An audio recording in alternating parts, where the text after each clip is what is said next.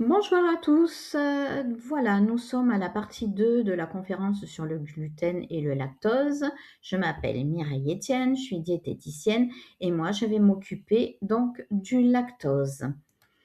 Alors, on va revoir un petit peu la composition du lait, l'allergie au lait, l'intolérance au lactose, un petit focus sur le lait de vache et les autres laits et substituts. Alors, au niveau de la composition du lait, nous avons notre lait. Là, vous voyez une représentation en bouteille et on voit que le lait est quand même constitué de 87 à 88 d'eau. Et le reste, ça va être des protéines, caséine et protéines du lactosérum, des lipides, donc des matières grasses, et du sucre. Et le sucre du lait, c'est le lactose. Bien sûr, on va avoir d'autres minéraux et oligoéléments, ainsi que des vitamines. Quand on est allergique au lait, c'est un petit peu la différence qu'on va voir. L'allergique au lait est allergique aux protéines du lait.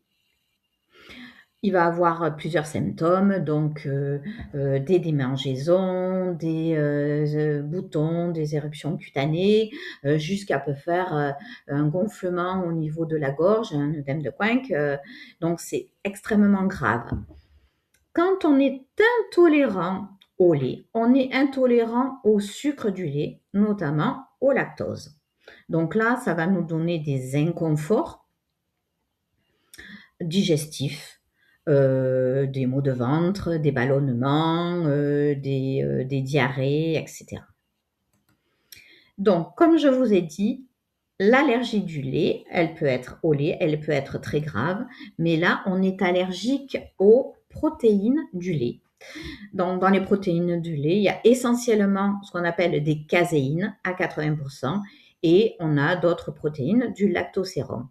Donc ça, c'est vraiment, on exclut toute source de lait et de produits à base de lait.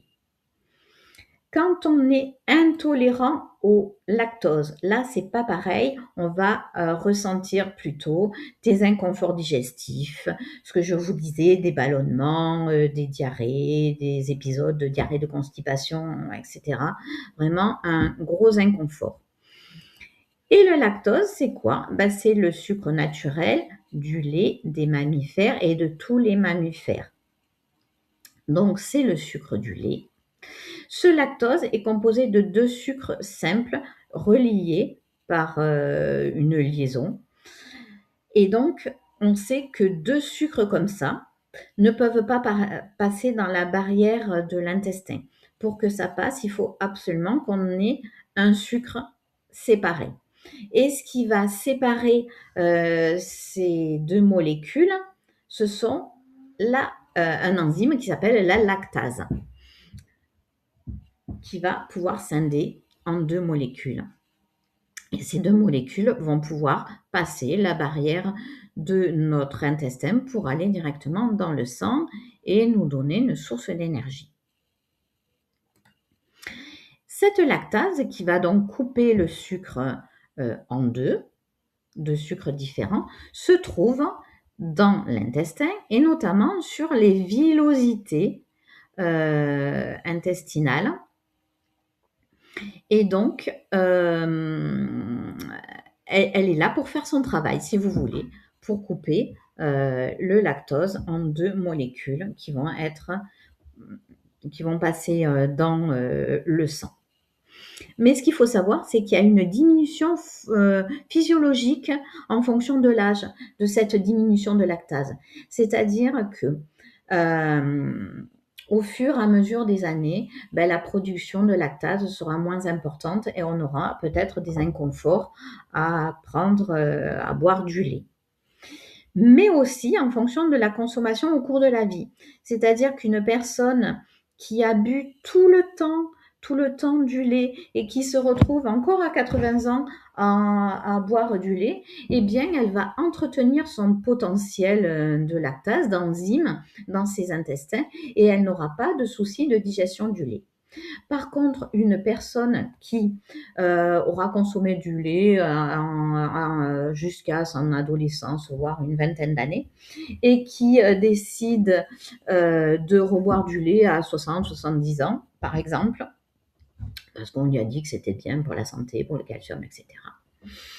Et bien là, elle va pouvoir avoir peut-être un petit peu des problèmes parce qu'évidemment, elle n'aura pas entretenu son potentiel de lactase et va se rajouter la diminution physiologique de cette production de lactase sur ses intestins. Mais aussi, c'est fonction de l'état général de son intestin. Parce que si on a un intestin en bonne santé, il n'y aura pas trop de problèmes. Mais si on aura une sensibilité un petit peu particulière, si on a par exemple une maladie de cœliaque, comme on a vu avec ma collègue Élise, qui va raboter un peu ses villosités, eh bien, la lactase ne sera plus présente. Donc, on aura en plus du gluten, on aura une difficulté à digérer le lactose. Si on a un syndrome de l'intestin irritable aussi, on peut avoir des difficultés. Donc, c'est vraiment facteur de son âge, de sa consommation au cours de la vie et de l'état général de son intestin. Alors, où trouve-t-on le lactose? Alors, le lactose, on va le retrouver dans tous les laits des mammifères, que ce soit la vache, la brebis, la chèvre, buffle, etc. C'est le sucre du lait de tous les mammifères. Donc, si je suis intolérant au lactose, je suis intolérant au lait de vache, je suis intolérant au lait de brebis, je suis intolérant au lait de chèvre. Par contre, en fonction du lait et de la fabrication des produits qu'on va en faire, notamment des fromages, eh bien, on va trouver de moins en moins de lactose. Je m'explique. Par exemple, dans les fromages, notamment les fromages à pâte dure, là, on va avoir plus que des protéines et des matières grasses. Et là, la présence de lactose, zéro. Donc, je peux être intolérant au lactose et manger un fromage, du Beaufort par exemple, du Cantal, du Camembert, même si il est, si vous voulez, un petit peu plus mou. C'est une pâte un petit peu plus molle qu'une pâte dure par exemple, mais on n'aura pas de soucis. Dans les yaourts, c'est un peu différent parce que dans les yaourts, il y a aussi très peu de lactose. Mais si vous voulez, pour faire un yaourt, on prend un pot, on prend du lait, on met des ferments lactiques. Et ce sont ces ferments lactiques, ces petites bactéries qui, pour se nourrir, vont prendre le sucre du lait, donc le lactose, et pouvoir le digérer. Donc, dans un yaourt nature non sucré, il va y avoir quand même du sucre, mais ça ne sera pas le lactose. Ça sera un petit peu de glucose, de la galactose, puisqu'il va être déjà digéré. On peut en trouver un petit peu quand même pour les personnes qui sont hyper intolérantes au lactose. Il y a certaines personnes qui ne digèrent pas du tout le yaourt et d'autres qui sont intolérantes au lactose, mais qui digèrent une petite quantité de lactose. Et bien là, le yaourt ne posera pas de problème. Dans la crème fraîche, c'est pareil, il y a très peu de lactose, puisque la crème fraîche, c'est le gras avec du lait, avec de la protéine et de l'eau. Là où on ne retrouve plus du tout de lactose, c'est dans le beurre. Dans le beurre, il n'y a pas de sucre, c'est 82% de matière grasse et de l'eau. Dans les laits sans lactose, évidemment, donc là, il y a eu un processus de fabrication qui fait que le lactose a été déjà coupé en deux. On va se retrouver avec du galactose et du glucose. Dans les yaourts sans lactose, également, c'est le même procédé. Et dans les jus végétaux aussi, on verra. Alors, quelles sont les solutions si je suis intolérant au lactose?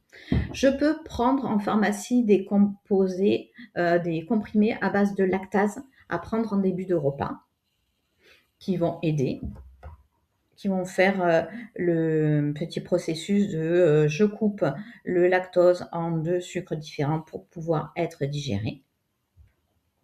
Je peux acheter du lait sans lactose.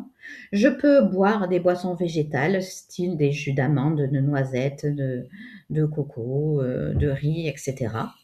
Je peux consommer des yaourts sans lactose. Et je peux consommer différents desserts végétaux à base de noix de coco, d'amandes et autres. Maintenant, je vais vous faire un petit focus sur les laits de vache et notamment sur la transformation du lait, les étapes de la ferme à notre bouteille de lait. Donc, ce qu'il faut savoir, c'est que quand on achète du lait, par exemple, entier, on n'a pas du lait entier directement de la ferme qui va se retrouver dans notre bouteille. Ça va passer obligatoirement dans différentes étapes. Notamment, bon, il y a la traite, évidemment, il y a le refroidissement, ensuite il y a la collecte. Ça va dans des usines qui vont essayer déjà de regarder un petit peu la qualité hygiénique s'il est conforme du lait. Et ensuite, va y avoir systématiquement un écrémage. On va enlever toute la matière grasse du lait. Et ensuite, il va y avoir une standardisation, c'est-à-dire que on va remettre un certain pourcentage de matière grasse pour retrouver notre lait demi-écrémé et pour retrouver notre lait entier. C'est ce qu'on appelle la standardisation. C'est-à-dire que les industriels ont voulu que le lait soit, si vous voulez, si on le consomme à Marseille, à Lille, dans l'Est, l'Ouest, peu importe, on ait exactement toujours la même composition en matière grasse et en goût. C'est ce qu'on appelle on standardise. C'est pour ça que maintenant, si on va à la ferme, essayer de boire un lait de ferme, on dira oh là là, mais c'est pas bon. Mais non, c'est parce qu'on n'a plus du tout le goût du vrai lait. Ensuite, quand on a remis la matière grasse qu'on voulait, on va faire une espèce d'homogénéisation, c'est-à-dire qu'on va faire tourner notre lait pour homogénéiser tout ça, pour, si vous voulez, casser les molécules de gras qui sont dedans pour que les molécules soient beaucoup plus petites, les globules de gras soient plus petits, pour que quand vous ouvrez votre bouteille de lait écrémé, enfin pas écrémé justement, mais demi-écrémé ou entier, vous n'ayez pas au-dessus votre quantité de matière grasse et au-dessus ou dessous le lait. Parce que vous savez que le gras ne se mélange pas à l'eau. Mais dans votre bouteille, là, on n'a pas cet effet-là. C'est grâce ou à cause, on va dire, de l'homogénéisation, c'est-à-dire qu'on a cassé les globules graisseux pour les rendre plus petits et pour que, au niveau de la bouteille, ça soit plus joli, on va dire. Et ensuite, on va passer au traitement UHT. On va faire monter à haute température en très peu de temps pour stériliser. Voilà, puis le conditionnement et vous avez votre bouteille de lait. Concernant les différentes vaches et les laits de vache, est-ce qu'ils sont tous équivalents? Alors, pour vous expliquer, c'est que quand il y a eu, après-guerre, il a fallu nourrir intensément la population et donc ils sont allés prendre des races de vaches qui produisaient énormément de lait. Notamment en Hollande, Pays-Bas, il y avait la race Holstein ou Prime Holstein, qui est une vache qui va produire environ une trentaine de litres de lait par jour, contrairement à certaines vaches, notamment les vaches de montagne, qui produisent beaucoup moins, environ 18 à 20 litres de lait. Mais vous allez voir que ça a quand même une conséquence. La conséquence, elle sera sur l'autre diapositive. Là, je vous remets un petit peu la vache qu'on voit dans les champs pour le lait, c'est l'Holstein et la Primorstein. Elle a été, comme je vous ai dit, sélectionnée pour une grande production de lait, 30 litres par jour, alors que les races de vaches de montagne, qui ne peuvent vivre qu'à une certaine altitude, et qui se nourrissent d'autres herbes, des herbes de l'alpage qui peuvent être un peu plus grasses, notamment au printemps, produisent beaucoup moins de lait par jour.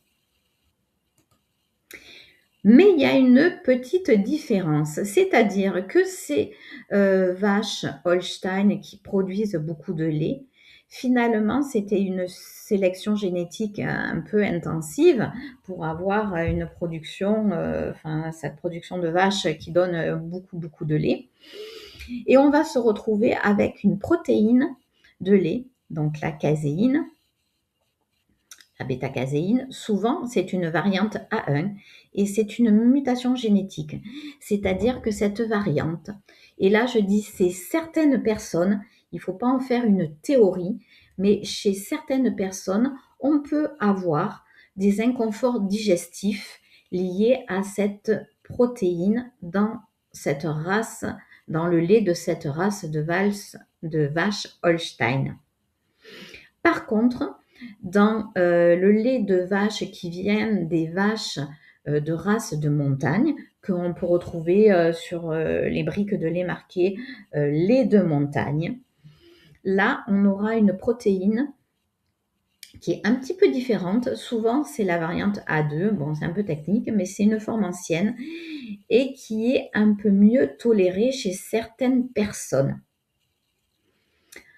Donc, à tester, à voir si on a, alors là je parle pas d'intolérance au lactose, là je parle de sensibilisation un peu différente à des problèmes digestifs qui viendraient peut-être de certaines protéines et notamment des protéines un petit peu qui viennent de la production intensive versus les races de montagne.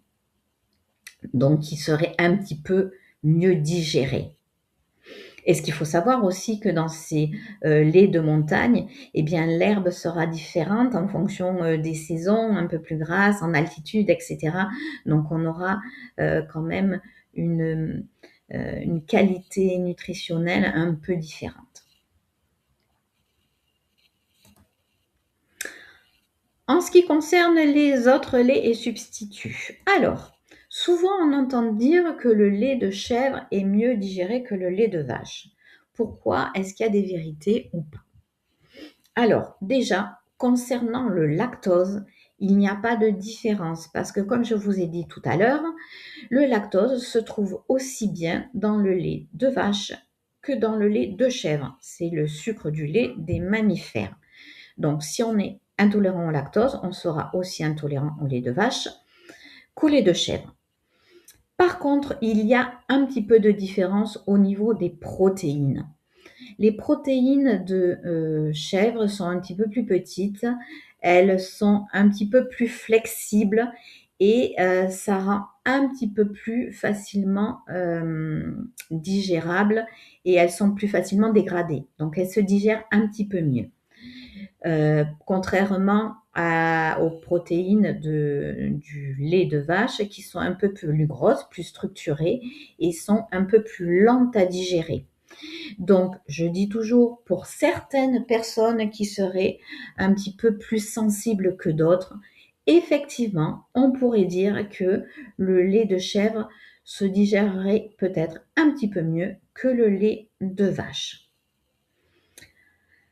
Au niveau des graisses, effectivement, on a différentes tailles en fonction, si c'est la chèvre, la taille sera plus petite et la vache sera plus grosse. Mais grosso modo, la différence se fait plutôt sur les protéines, différentes protéines, mais pas de différence sur le lactose.